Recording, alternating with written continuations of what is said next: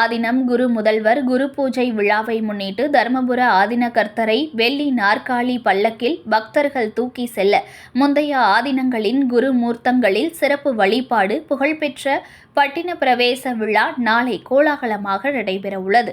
மயிலாடுதுறையில் உள்ள தர்மபுர ஞானபுரீஸ்வரர் கோவில் பெருவிழா கடந்த 9ஆம் தேதி கொடியேற்றத்துடன் தொடங்கி நடைபெற்று வருகிறது. 10ஆம் நாள் விழாவான ஆதீனத்தை தோற்றுவித்த குருஞான சம்பந்தரின் குருவான கமலை ஞான பிரகாசர் குரு பூஜை திருநாள் கொண்டாடப்படுகிறது.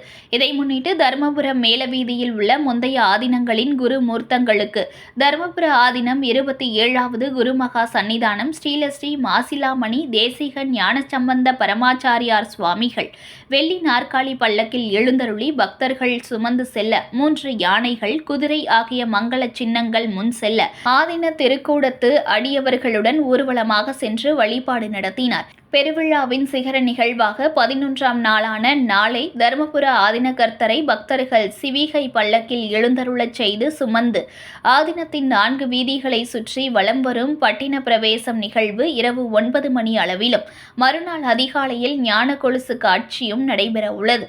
இதில் ஆயிரக்கணக்கான பக்தர்கள் பங்கேற்க உள்ளனர் என்பது குறிப்பிடத்தக்கது. செய்திகளை உடனுக்குடன் தெரிந்து கொள்ள லைக் பண்ணுங்க, ஷேர் பண்ணுங்க, சப்ஸ்கிரைப் பண்ணுங்க, மறக்காம கமெண்ட் பண்ணுங்க.